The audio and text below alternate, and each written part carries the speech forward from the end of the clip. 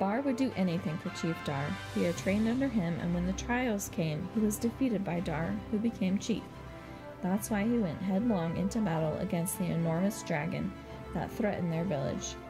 Barr died in that battle, but is now fighting alongside Hruggek, the Bugbear deity.